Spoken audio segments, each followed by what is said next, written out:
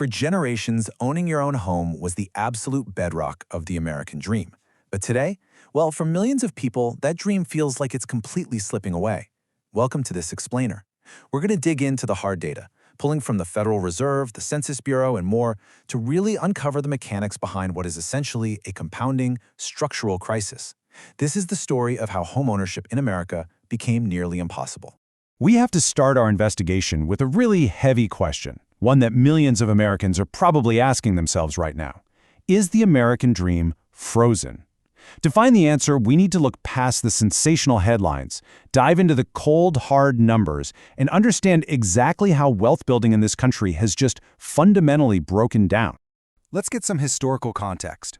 Back in 1981, mortgage rates were sitting at a staggering 18.63%. I mean, wow, right? But here's the crazy part. People were still buying homes. Why? Because the actual price of the house, compared to what people were taking home in their paychecks, was incredibly low. Now, let's fast forward to 2026. Sure, borrowing rates are lower, averaging around 6.47%, but the real barrier today is the sheer, massive scale of the principal balance. The mountain of debt you need to take on just to enter the market is completely disconnected from modern wages. So, that brings us to Act 1, the disconnect. Between 2019 and 2026, real median household incomes actually grew a bit, reaching $83,730. But home prices? They surged on an entirely different trajectory. It's like they were strapped to a rocket. For affordability to actually work, wages and asset prices have to move somewhat in tandem.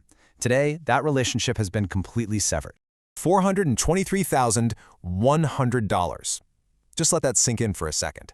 That was the median sales price of a house in America as of early 2025. It's literally a towering financial wall. If your paycheck isn't accelerating at the exact same breakneck speed as that figure, the barrier to entry just keeps getting taller and taller. And this isn't just an isolated, regional issue affecting a few ultra-expensive coastal cities. The data tells the exact same story from the Pacific Coast all the way to the eastern seaboard. By 2024, home price appreciation had outpaced wage growth across all 50 U.S. states. There's literally nowhere to hide from this structural imbalance. Which leads us to Act 2, the shock. To combat some pretty unprecedented inflation, the Federal Reserve had to pull the plug on the era of cheap money. And the result? A rapid, historic shock straight to the mortgage market. Back in December 2021, rates had hit an all-time low of 2.65%, but then came the aggressive hikes. Rates skyrocketed to a peak of nearly 8% by late 2023 before finally settling into that 6.47% average by mid-2026. This dramatic shift from near-zero rates to aggressive monetary tightening was honestly like a lightning strike. It altered the financial calculus of every single prospective homebuyer overnight. The monthly cost of owning that exact same median-priced home effectively doubled in the blink of an eye. And that sets the stage for Act 3, the trap. Basic economics usually suggests that if borrowing costs soar that aggressively, home prices should drop to compensate for the cooled buyer demand, right? But they didn't. Why? Because of a golden cage known as the lock-in effect. It has totally paralyzed the supply side of the American housing market, creating this inescapable inventory paradox. It's a vicious cycle, really, and it works like this. Step 1. A buyer secures one of those historically low 2.65% mortgages. Step 2. Market rates jump to over 6%.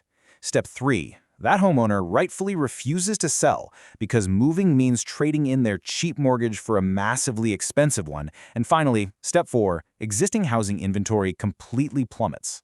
Because of that exact paradox, we arrive at this incredibly stubborn number, 1,058,693. That was the total number of active single-family listings in May 2026 for the entire country. We're talking about a historically starved inventory. With hardly anything available to actually buy, prices just stay artificially elevated, even when buyer demand cools off. Now, I know a lot of people are holding their breath, waiting for a 2008-style crash to flood the market with cheap homes.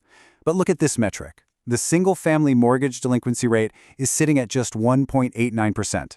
Unlike 2008, today's homeowners are financially stable, they boast strong credit, and they are safely locked into low monthly payments. A sudden wave of distressed selling simply isn't coming to rescue those inventory levels. Let's look at Act 4, the human toll.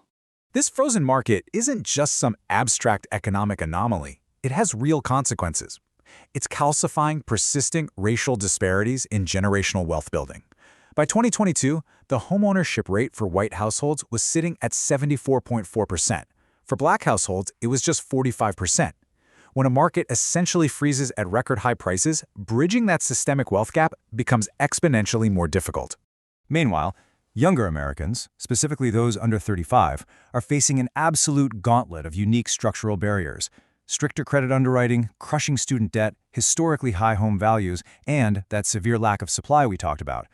All of this is forcing an entire generation to delay major life milestones indefinitely. The mechanics of this crisis have effectively cleaved the nation into a bifurcated society. On one side, you have existing homeowners enjoying stable housing costs and growing equity.